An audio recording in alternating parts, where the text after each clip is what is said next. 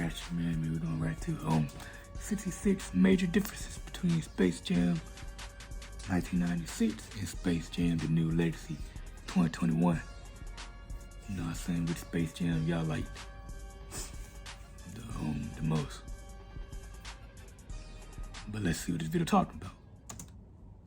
The original Space Jam was one of my favorite childhood movies, so when I heard there was going to be a Space Jam 2, I was like, stop it, get some help. In this video, we'll be going over some of the biggest differences between the original Space Jam 1996 and Space Jam: A New Legacy. And there is a ton of controversy revolving around some of these differences, from Lola Bunny's new look to the removal of Pepe Le Pew. We'll get into that, plus dozens of other cool Easter eggs, and hopefully by the end of this video, we'll see which Space Jam is superior. I want to know what your favorite is in the comments below. But before we begin, make sure to slam dunk that like and subscribe button. Seriously, only 3% of you are subscribed. And stick around for the answer to a bonus trivia question. Can you name the only actor to be a part of both the original and New Legacy? The answer to this at the end. Other than New Legacy being a half hour longer than the original, both versions start with a flashback of our main characters playing basketball as kids. In fact, New Legacy shoots the flashback scenes in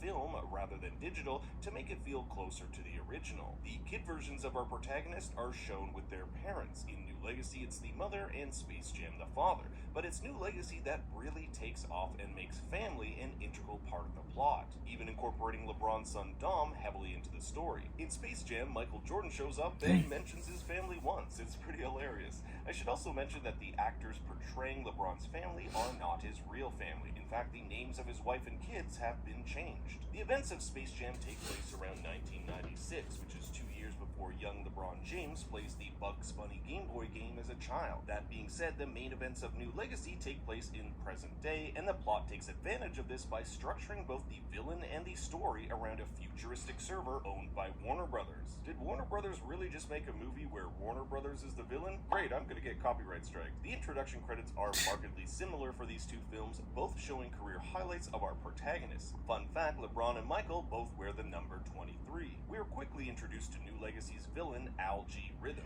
He changed his number back to number 6 though? Juxtaposed with Swankhammer, yes, that's his name, voiced by Danny DeVito. Each villain has their own motivation. Swankhammer wants the Looney Tunes as slaves for his amusement park on Moron Mountain to help counter sagging attendance. Algorithm wants recognition, believing if he combines LeBron's fame with his tech, he'll no longer go unnoticed. In New Legacy, Algorithm actually ends up playing in the game, unlike Hammer. In the original, we never visit the Warner Brothers lot, but it's front and center in New Legacy, where they use every chance that they can get to put in posters of other Warner Brothers properties like Joker and Aquaman. In fact, that's what I've seen as one of the biggest criticisms of New Legacy. The background Warner Brothers characters like White Walkers, the Mask, the Penguin distract from the story. In the original, the crowd is composed of all Looney Tune characters, and only 3 human characters make it to Toon World: Michael Jordan, Bill Murray, and the goofy sidekick character Stan, played by Wayne Knight. There's no such character like that in New Legacy. The crowd in New Legacy is almost entirely replaced by human characters. As LeBron has pitched Algorithm's idea of him being scanned into different movies, we do get a slight nod to the original Space Jam with the poster here. In fact, there are very few flat-out references to the events of the original. Probably the most obvious one happens during the Lola Bunny Wonder Woman segment, where Bugs Bunny tries to recruit her. How often do you get to play with an NBA superstar? Been there, done that. This essentially confirms the two movies are directly related, plus we do get very brief shots of the small alien creatures who composed the Goon Squad in Space Jam. However, their team name in that movie was the Monstars. LeBron and Michael also have two very different takes on basketball. For LeBron, basketball is life, and he can't afford to take time away from the game. It's just not me, and I can't afford to take time away from the game. In Space Jam, Michael is the opposite. He's quit basketball in order to pursue a baseball career. He did that in real life too. Between these characters is how they get transported to Toon World. In Space Jam, it's through a golf course hole as Michael Jordan is lassoed by Yosemite Sam. In New Legacy, it's the villain who transports LeBron into the server, where not only Looney Tunes World is located, but all of the Warner Brothers' sweet intellectual property. To name a few: Game of Thrones, Harry Potter, and Wizard of Oz. One thing I do like about New Legacy over Space Jam is that they put the stakes of the story on LeBron much sooner than in Space Jam.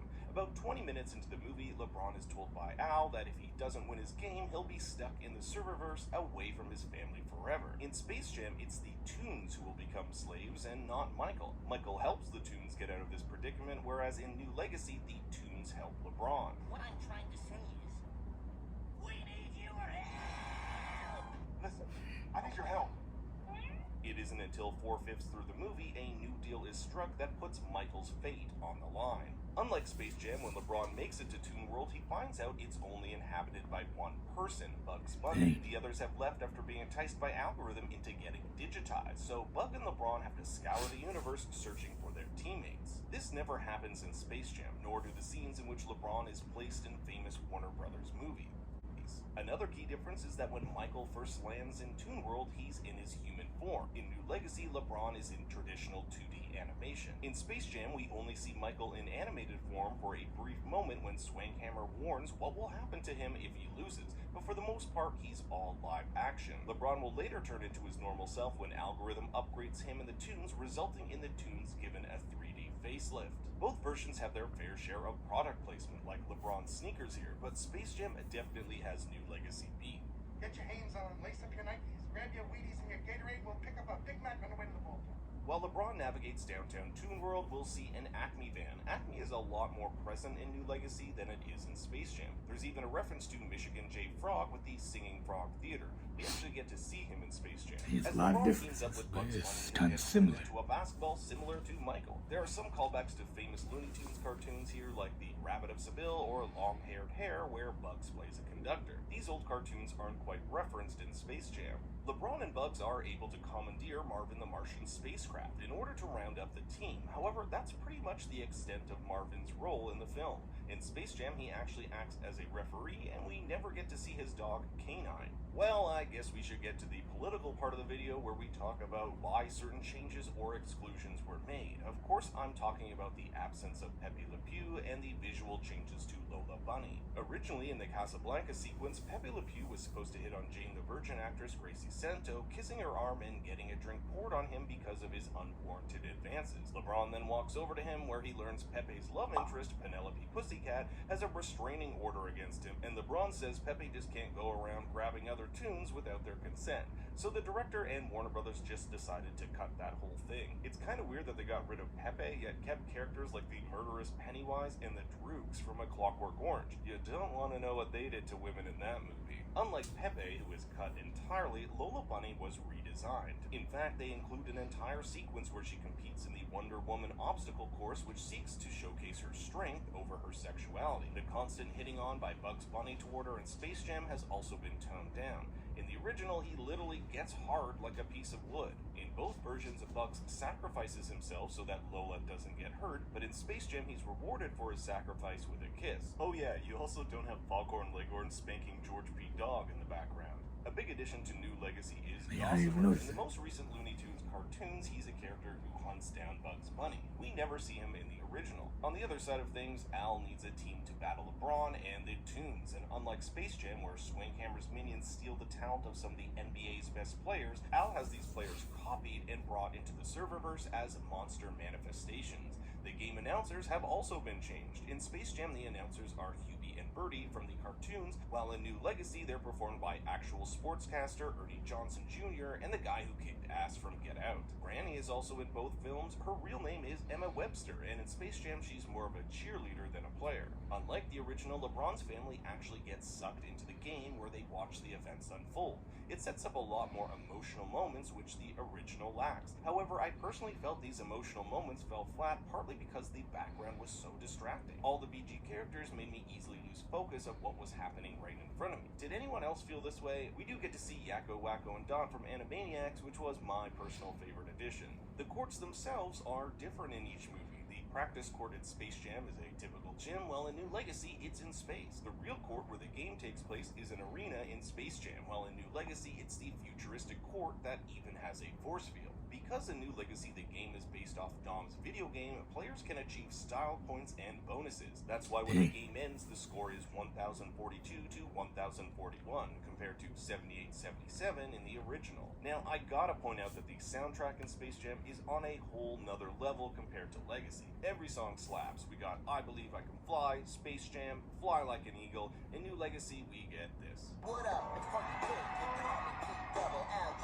Step to me, you don't want no trouble. Minor difference here, but in New Legacy, the basketball is silver, while Space Jam's is more traditional. By halftime in both movies, Michael and LeBron's teams aren't doing well. They're down by a lot, and it looks like all hope is lost. However, both versions have different ways of turning things around. In Space Jam, Bugs Bunny tells the team if they drink Michael's special drink, which is just water, they'll get stronger. In New Legacy, they get a pep talk from Michael Jordan. Well, not the Michael Jordan, Michael B. Jordan. It's unknown why the Michael Jordan declined to be a part of the film. Each team has a number of substitute players. My favorite for the Goon Squad is Kronos, but for the Toons, we actually get to see Roadrunner don the jersey and play, which, believe it or not, he doesn't get to in the original. With the Toons mounting a comeback, the final game-winning point is put in the hands of our two protagonists. However, they go about this win in two different ways. In Space Jam, Michael learns that he too can manipulate the physics of the world and uses this to his advantage by extending his arm in this super creepy fashion. Similarly, LeBron learns that he can manipulate the game world by glitching it. This also results in Bugs Bunny sacrificing himself, but it's okay, he's alive in the next scene. Although each film ends happily, the character arcs for Michael and LeBron are markedly different.